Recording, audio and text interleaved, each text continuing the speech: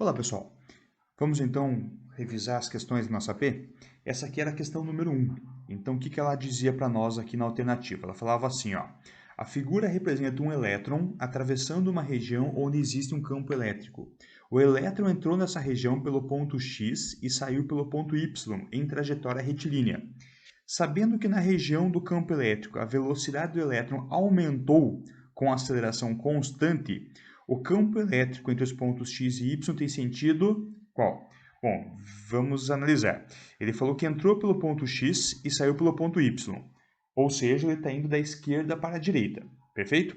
Bom, se ele está indo da esquerda para a direita e a velocidade aumentou, é porque existe uma força da esquerda para a direita. Então, o campo elétrico está nessa direção horizontal e aplicando sobre o elétron uma força da esquerda para a direita. Só que você tem que lembrar que o elétron é uma carga negativa. Então, nesse caso aqui, por ser uma carga negativa, lembre que a força sobre uma carga negativa ela tem sentido contrário ao campo elétrico. Então, acontece que, como a força é para a direita, o campo elétrico ele é para a esquerda. Então, a resposta aqui é, o campo elétrico ele é de y para x e a intensidade ela é constante. Por que ela é constante? Porque ele fala que ele aumentou com aceleração constante. Então, se a velocidade aumentou com aceleração constante, é porque a força elétrica é constante. Se a força elétrica é constante, é porque o campo elétrico também é constante. Então, no caso aqui, a resposta era, na minha planilha aqui, letra C, de y para x com intensidade constante. Cada um de vocês tinha uma alternativa diferente, porque as alternativas mudam de questão para questão. Mas a resposta era essa aqui. Tranquilo? Então, questãozinha número 1 resolvida. Vamos para a próxima. Vamos lá. Questão número 2. Essa aqui era uma questão aberta que você precisava colocar a resposta de acordo com a orientação. Então, ela fala assim: qual é a carga em microcoulombs de uma partícula de 2 vezes 10 na menos 3 kg de massa para que permaneça estacionária quando colocada em um campo elétrico vertical de módulo 11 vezes 10 ao cubo Newton por Coulomb. Considerar a gravidade igual a 10 metros por segundo ao quadrado. Antes de eu apresentar a resolução para vocês, apenas uma observação: esses valores aqui da massa e do campo elétrico eles mudavam de aluno para aluno. Então, cada um de vocês teve um valor diferente, mas o modo de resolver é o mesmo. Aí você deveria colocar a resposta aqui. Perfeito? Então, vamos lá. Vamos resolver agora. Eu vou abrir uma outra planilha para você poder resolver, mostrar a resolução.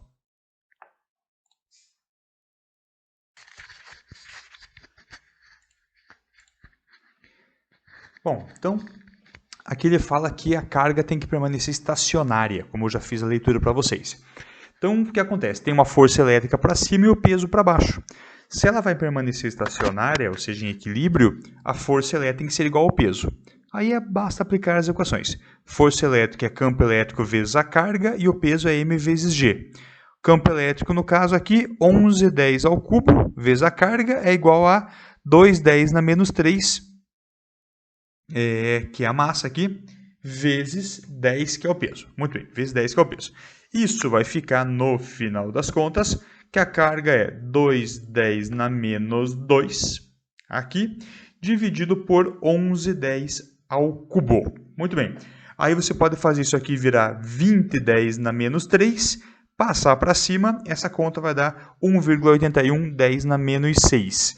Aí, como ele pede a resposta em microcoulombs, então a resposta final é apenas 1,81.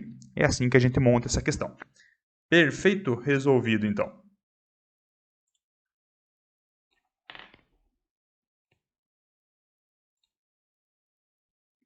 Bom, então, como nós vimos ali na resposta, no caso desta questão, a resposta final foi 1,81 vezes 10 na menos 6 coulombs.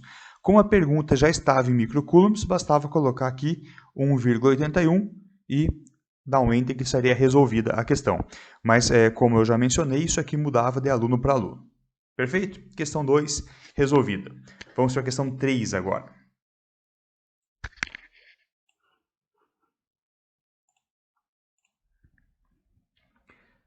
Questão 3.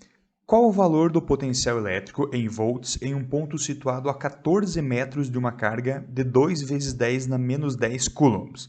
Se necessário, arredondar a resposta final com duas casas decimais. Novamente, pessoal, é uma questão aberta em que os valores da distância e da carga eles mudam de aluno para aluno. Então eu vou resolver para vocês com os valores que aparecem para mim, sendo a distância 14 metros e a carga 2,10 na menos 10. Bom, vamos lá, vamos resolver essa questão.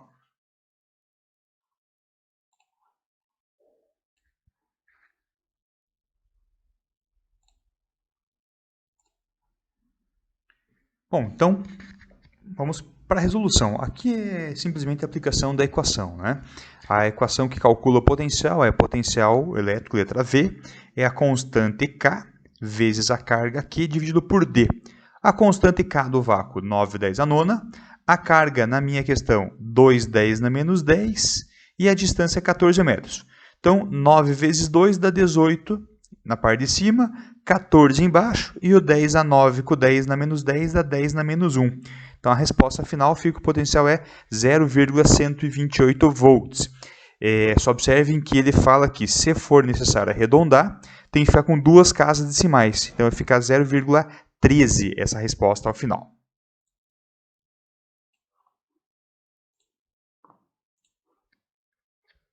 Bom, então, como visto na resolução, a resposta final ficou 0,128 volts. Mas observe que ele fala para arredondar a resposta final com duas casas decimais. Então, no caso aqui, 0,128 seria igual a 0,13 volts. Isso aqui seria a nossa resposta final da questão 3.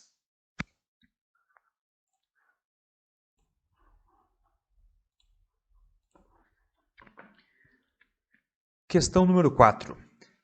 No vácuo, cuja constante é 9,10 a nona newton metro quadrado por coulomb ao quadrado, colocam-se as cargas, carga A, 48,10 na menos 6 coulomb, e carga B, 16,10 na menos 6 coulombs, respectivamente nos pontos A e B representados abaixo. Determine o módulo do campo elétrico no ponto C. Para mim não está aparecendo a imagem, porque a internet está bastante ruim nesse momento, o AVA não está funcionando corretamente, mas para vocês imagino que apareceu a imagem correta, que é a imagem que eu vou apresentar na hora da resolução. Como ninguém reclamou da questão, imagino que apareceu para vocês. Então vamos lá, eu vou abrir o outro arquivo no qual eu tenho a resolução digitada para explicar como é que fazia. Apareceu agora, pessoal, foi só falar que apareceu o cidadão aqui. Então vamos lá, o que nós temos? Aqui tem as distâncias, né? Então a distância da origem até o ponto B, aqui, da origem ao ponto B, no eixo X é 40 centímetros, no eixo Y ele é de 20 centímetros. Então, a carga A, veja bem, a carga A está do ponto C 40 centímetros e a carga B está do ponto C 20 centímetros. Perfeito? Bom, vamos lá, vamos para a resolução então.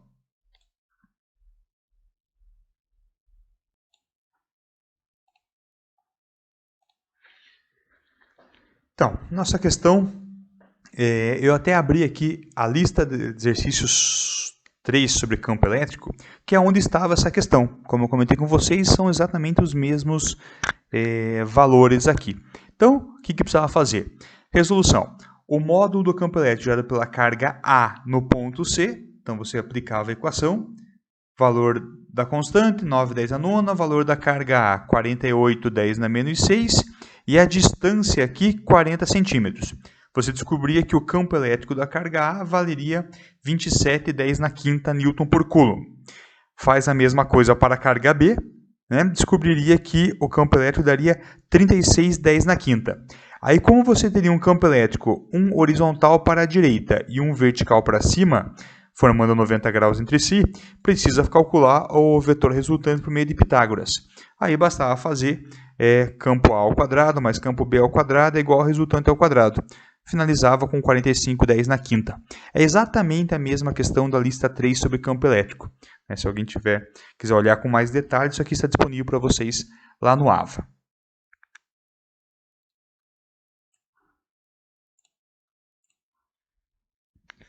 Questão número 5, uma questão teórica sobre força elétrica. Diz o seguinte: se a força elétrica entre duas cargas elétricas pontiformes, podemos afirmar que...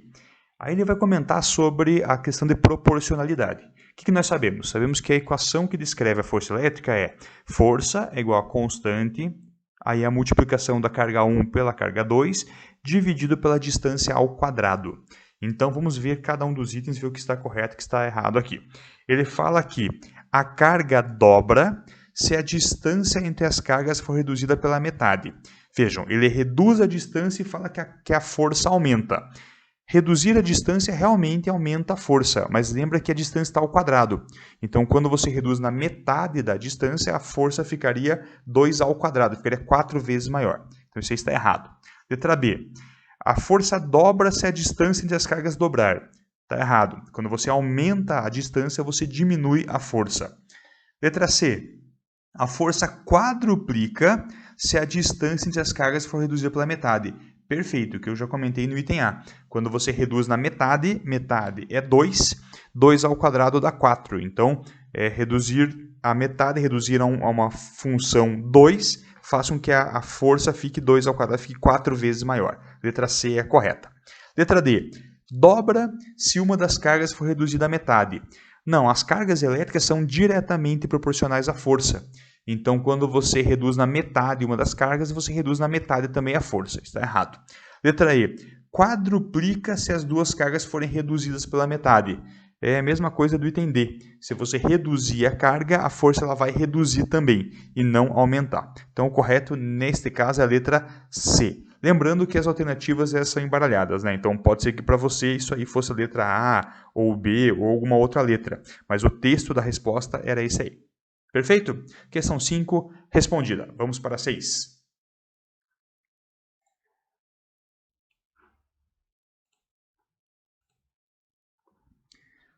Vamos lá então, questãozinha número 6. Essa questão inclusive estava na lista de exercício de vocês e teve uma aluna que colocou uma questão no fórum, questionando como é que resolvia essa questão. E eu respondi lá para tirar a dúvida. Espero que tenha surtido efeito a minha observação lá no fórum.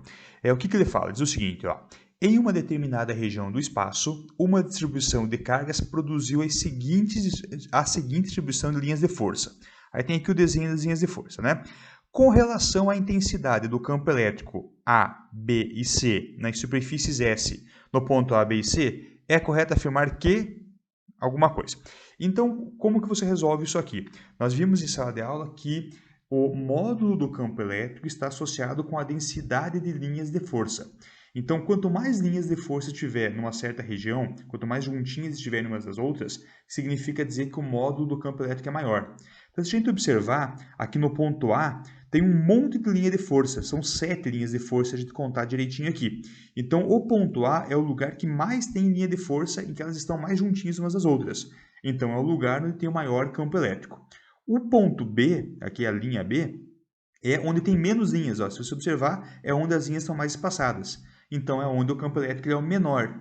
E o ponto C é o intermediário. Se a gente observar, ali tem 1, 2, 3, 4 linhas. Então, do maior para o menor, onde tem mais linhas próximas é o ponto A, é o maior campo elétrico. O segundo maior é a linha C. E o menor de todos é a linha B. Então, no final das contas, a resposta é esta aqui, ó. No meu caso aqui, letra E. Campo elétrico A é maior que o campo elétrico C e é maior que o campo elétrico B. Perfeito, pessoal? Essa foi uma questão que teve um percentual de erros relativamente grande. Eu não sei se o pessoal não entendeu essa questão das desigualdades aqui ou não entendeu muito bem o conceito, mas enfim, é assim que resolveria essa questão. Tranquilos? Muito bem. Vamos para a próxima.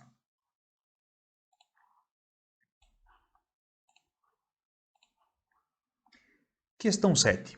As cargas Q1 igual a 10 microcoulombs e Q2 igual a 40 microcoulombs estão fixas nos pontos mostrados na figura. Uma terceira carga, Q igual a 1 microcoulomb, está em equilíbrio na linha Q1 e Q1 e Q2. Entre as cargas há somente a ação de forças elétricas. Nessa condição, qual é a distância entre Q1 e Q? Bom, então, este Q, azulzinho aqui, está em equilíbrio em relação às cargas Q1 e Q2. Bom, as cargas são todas positivas, então existe uma força de repulsão entre o Q1 e o Q, entre o Q2 e o Q. Ele quer saber o valor desta distância aqui. Pois bem, eu vou passar para uma outra folha para ficar mais fácil de explicar para vocês a resolução. Vamos lá.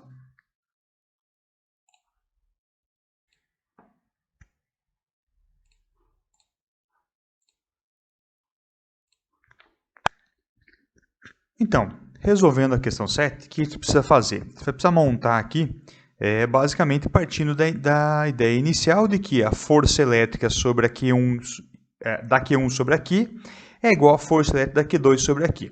Isso aqui também, né, pessoal, está na lista de exercícios de revisão para a prova. É exatamente a mesma questão. Então, aplicando as equações, né, Kq1Q sobre D1 ao quadrado, Kq2Q sobre D2 ao quadrado. A gente consegue cortar os dois Qs e os dois Ks.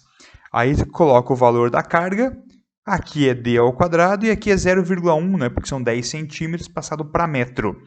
Cortando 10 na menos 6 com o 10 na menos 6, os 0 do 40 com o 0 do 10, por 10, e fazendo as contas necessárias, a gente chega que a distância, a raiz da distância é 0,1 sobre 40, que é 0,05 metros. 0,05 metros são 5 centímetros. Então, é dessa forma que se resolvia essa questão.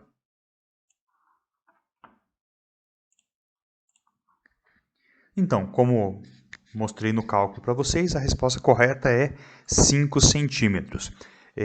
Uma outra forma de você resolver isso aqui era pensar o seguinte: esta carga Q1 vale 10 microcoulombs. Essa carga Q2 vale 40, ou seja, ela é 4 vezes maior. Se ela é 4 vezes maior e a força tem que igualar, a distância tem que ser 2 vezes menor. Por que 2 vezes menor? Porque 2 ao quadrado dá 4. Então, 2 vezes menor do que 10 é justamente 5 centímetros. Poderia ser feito dessa maneira também intuitiva, vamos chamar dessa maneira assim, né? Ou então pelo cálculo, como eu mostrei para vocês. Perfeito, questão 7 resolvida. Vamos para a última questão, então, da matéria da BNCC.